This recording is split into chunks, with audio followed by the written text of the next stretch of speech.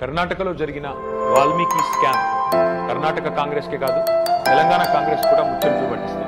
కింద మీద పడి ఇక్కడ కాంగ్రెస్ వాళ్ళు రేవంత్ రెడ్డి గారు మీడియాను మేనేజ్ చేస్తూ విషయాలు బయటికి రాకుండా ఆపుతా ఉన్నారు.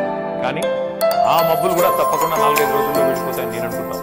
గవర్నమెంట్ డబ్బులు గవర్నమెంట్ అకౌంట్ నుంచి అక్రమంగా ఏ కారణం లేకుండా సరిగ్గా పార్లమెంట్ ఎలక్షన్ ముందు 180 కోట్ల రూపాయలు దారిమని కర్ణాటక ముఖ్యమంత్రి స్వయంగా సిద్ధరామయ్య గారు అసెంబ్లీలో ఈ వాల్మీకి స్కామ్ లో భారీ ఎత్తున డబ్బులు దారిమల్ని ఆయన ఒప్పుకున్నారు.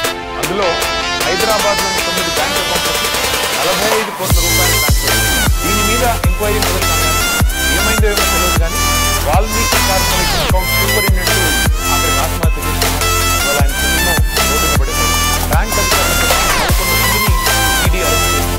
కర్ణాటక నుండి మన తెలంగాణకు అక్రమంగా ఈ డబ్బు ఏ అకౌంట్లలో ఆ అకౌంట్లు ఎవరివి తీగలాగితే తెలంగాణ కాంగ్రెస్ పార్లమెంట్ ఎన్నికల్లో తెలంగాణ కాంగ్రెస్ పార్టీ తన ఖర్చులకు ఈ డబ్బులే వాడినట్టుగా అనిపిస్తాం. 4.5 కోట్ల రూపాయలు నేరుగా V6 బిజినెస్ అనే కంపెనీకి ట్రాన్స్ఫర్ అయినట్టుగా ఆధారాలు ఉన్నాయి. ఈ V6 బిజినెస్ కంపెనీ ఓనర్ ఎవరు? SIT, CID, ED ఈ దాడులన్నీ జరిగిన తర్వాత కూడా మన తెలుగు మీడియాలో ఈ వార్తలు రాకుండా పార్లమెంట్ ఎన్నికల సమయంలో కొన్ని బంగారం షాపులు బార్ల నుండి భారీ మొత్తంలో డబ్బులు తీసుకున్నట్టుగా తెలుస్తాం. వారికి కాంగ్రెస్ పార్టీకి అనుబంధం ఏంటి? ఇవన్నీ కూడా బయటికి రావాలి. కర్ణాటక ముఖ్యమంత్రి సిద్ధరామయ్యను కనుక పొరపాటు తొలగిస్తే పక్కన ఉన్న తెలంగాణ సర్కారు కూడా కూడుతుంది. ఈ మధ్యనే కర్ణాటక మంత్రి సతీష్ జరికోలి మరి కర్ణాటక కాంగ్రెస్ లో తెలంగాణ కాంగ్రెస్ కు అంతలాగా పెనవేసుకున్న ఈ అనుబంధం ఈ వాల్మీకి స్కామ్.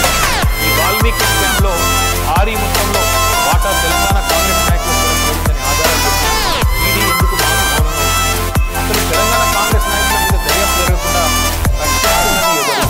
పార్లమెంట్ లో గాయ చేసుడు తప్ప బయట మాత్రం ఏమీ తమ సొంత పార్టీ అవినీతి మీద నోరు విప్పని రాహుల్ గాంధీ ఖచ్చితంగా నోరు విప్పాలి.